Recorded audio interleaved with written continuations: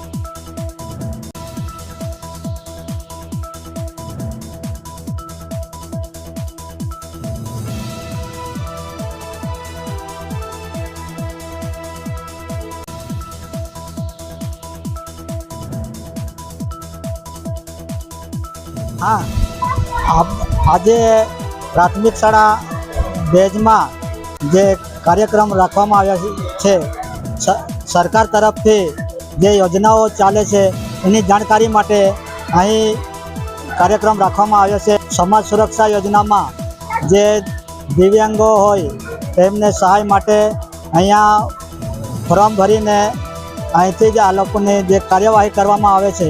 તેવી જ રીતે આપણે આવાસ યોજના છે એનો પણ અહીંયા સ્થળ પર આવીને સરકારી માણસો તેમનું નિરાકરણ કરી જાય છે અને સલાહ સૂચનો આપે છે। તેવી જ રીતે રેશન કાર્ડ છે, રેશન કાર્ડમાં પણ આ લોકો જે નામ કમી કરવાના હોય, ઉમેરવાના હોય તેવી જે માહિતી અહીંયા ભરીને આ લોકોને અહીંયા જ નિરાકરણ કરી આપે છે। તેવી જ રીતે આંગણવાડી બહેનો અહીંયા જુદી જુદી વાનગીઓ બાળકોને ખવડાવશે તેનું પણ અહીંયા આપણે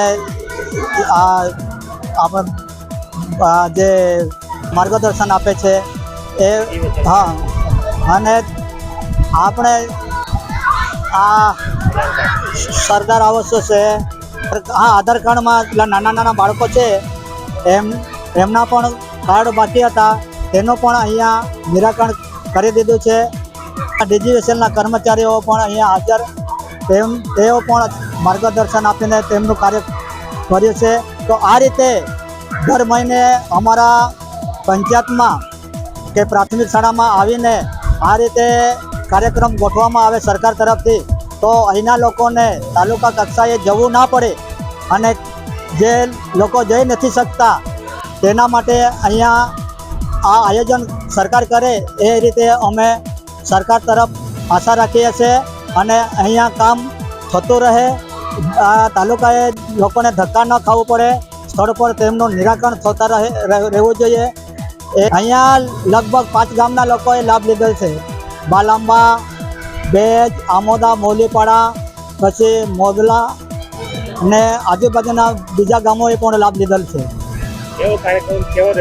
કાર્યક્રમ સારો રહ્યો. અહીંયા લગભગ 250 થી 300 માણસોએ લાભ લીધેલ છે.